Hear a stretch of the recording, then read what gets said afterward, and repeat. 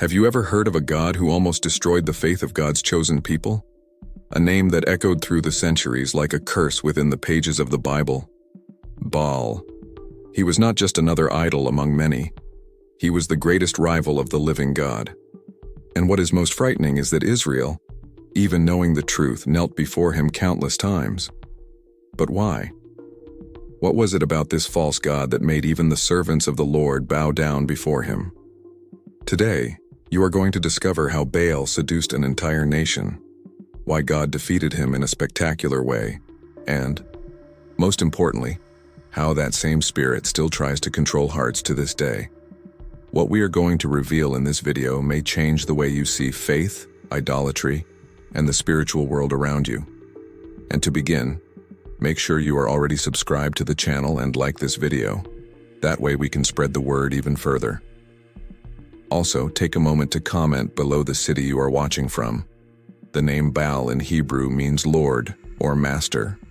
It was a common title throughout the ancient Middle East, used to refer to the god who supposedly controlled the forces of nature.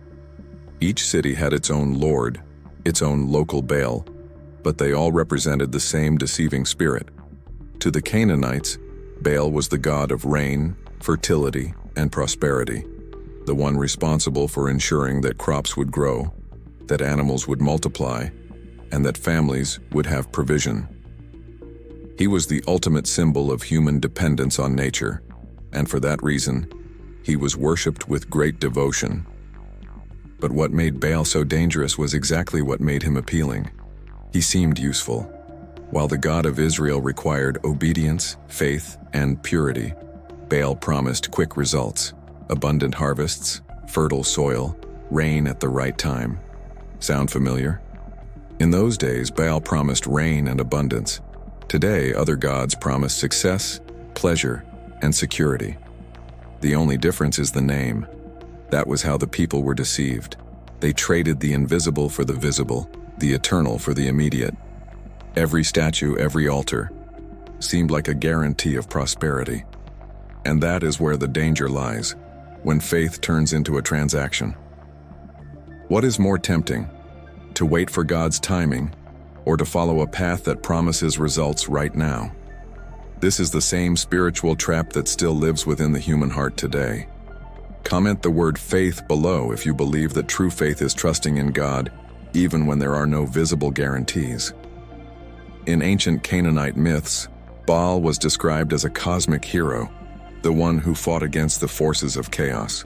The story told that he defeated Yam, the god of the sea, a symbol of chaos and destruction, and brought order and life to the world. After that, he became the protector of the land and the one responsible for making the rain fall. But the story did not end there. According to tradition, Baal was eventually defeated by Mot, the god of death and drought. The world fell into infertility, the rain stopped, and the land became barren. Then Anat, Baal's sister and lover, descended into the underworld, killed Mot, and brought Baal back to life. Thus, he rose again, every year, symbolizing the return of rain and the cycle of the seasons. This myth was the backbone of Canaanite religion. It explained harvests, droughts, storms, and the rebirth of nature. But above all, it gave humanity the false sense of control. People believed that if they performed the right sacrifices and rituals, Baal would bring fertility to the land and prosperity to their families. While God asked for faith and loyalty, Baal offered visible guarantees. And that has always been the most dangerous trap, trusting in what can be seen, touched, and manipulated instead of trusting in the invisible God who sustains everything. Israel lived in an agricultural land, and its survival depended completely on rain. The unpredictable climate of the Middle East made faith in God a constant test. When drought came and the fields withered, the temptation to seek help from Baal was immense. Worshipping Baal seemed like a smart solution, but in truth, it was a disguised betrayal. It was as if the people were saying, "We trust in God, but just in case, let's offer something to Baal." How many times does the human heart still think this way? Seeking security outside of God is always the beginning of the fall.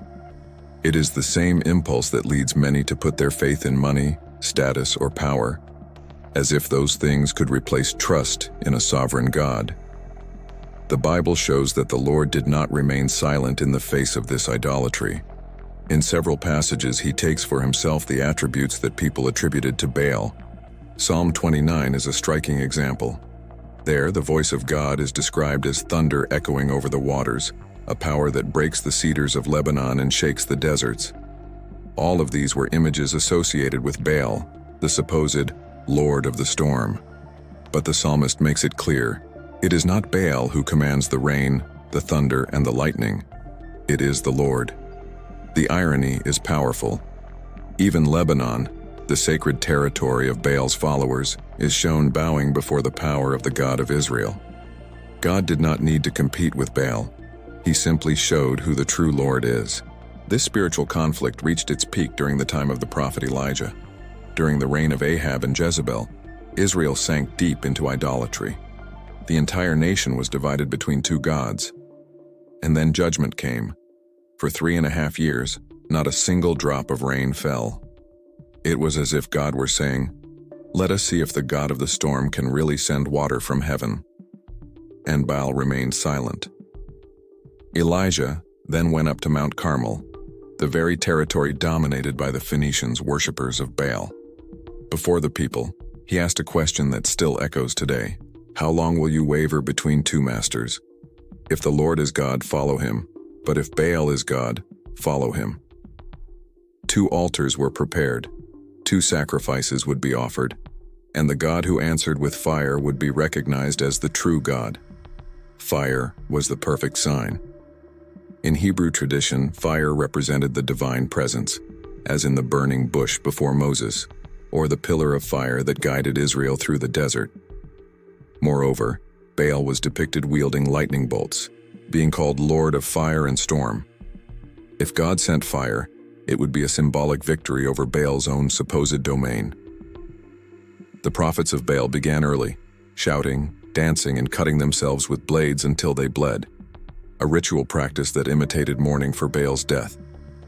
But nothing happened. The biblical text says, no one answered, no one paid attention. Elijah mocked them. Maybe your God is sleeping or traveling or meditating. It was a direct challenge to Canaanite legends that claimed Baal would fall asleep and needed to be awakened. When it was Elijah's turn, he rebuilt the Lord's altar, placed the sacrifice on the wood, and ordered that water be poured over everything 3 times. The water ran down and filled the trench around it. Humanly speaking, it was impossible for the fire to ignite. Then Elijah prayed, "Lord, answer me so that this people may know that you are God and that you are turning their hearts back to you." In that instant, fire fell from heaven. It not only burned the sacrifice but consumed the wood, the stones, and even the water. The people fell face down to the ground and shouted, "The Lord is God! The Lord is God!" Comment the word fire if you believe that the same God who answered Elijah still has the power to answer today. But God was not done there. After the fire came the rain. Elijah climbed again to the top of the mountain, prayed, and saw a small cloud the size of a man's hand rising on the horizon. Soon after, the sky filled with clouds and the rain came, ending the drought. The same God who sent fire to prove his power sent water to restore the land. It was a clear message. God rules over fire and water, life and death. The false Lord was humiliated, and the true Lord restored life. Even so, idolatry did not disappear. Baal had been worshipped long before Israel entered the Promised Land. The people disobeyed God's command to completely destroy the pagan cults and ended up coexisting with them. Corrupt kings like Ahab and Jezebel sponsored hundreds of prophets of Baal, maintaining their temples and spreading their doctrines. God allowed these false gods to become traps so that Israel would learn, even through pain, that only He is the true Lord. The worship of Baal had something that made it irresistible. It was visible, sensual, and carnal. There were carved images, sacred poles, statues with male and female forms representing fertility. The festivals were filled with wine, food, and ritual prostitution. While the worship of the Lord demanded holiness, discipline, and faithfulness, the worship of Baal offered immediate pleasure and entertainment disguised as religion. It was faith turned into festivity. And what is most shocking is how that same logic has survived to this very day. The difference is that now the altars are not made of stone but appear on screens, in desires, and in human priorities. Today, the new Baals do not demand animal sacrifices, but the sacrifice of our attention, purity, time, and faith. Money, power, fame, pleasure, all promise security but enslave the heart. And the same question from Elijah still echoes through the centuries. How long will you waver between two masters? It is an uncomfortable question, but a necessary one. Comment the word choose if you choose to follow the living God above any other master. Because what is at stake is not just an ancient story, it is the reflection of what still happens today in hearts that waver between the sacred and the worldly. Baal promised power, pleasure, and security, but he ended in silence before the living God. Israel learned, through fire and rain, that no false master can take the place of the Creator. And today, that lesson still cries out to us. Maybe you too have felt that calling in your heart. That gentle voice that does not come from emotion but from the Spirit of God, saying, "Return to me. Choose the true Lord." If this message spoke to you, do not ignore that touch. Subscribe to the channel, leave your like as an act of faith, and write in the comments, "I love the Bible." That simple phrase is a declaration from someone who heard the voice of God and decided to remain firm in the truth. And get ready, because the next video appearing on your screen will surprise you. This is why God will never forgive Satan, explained by the Bible.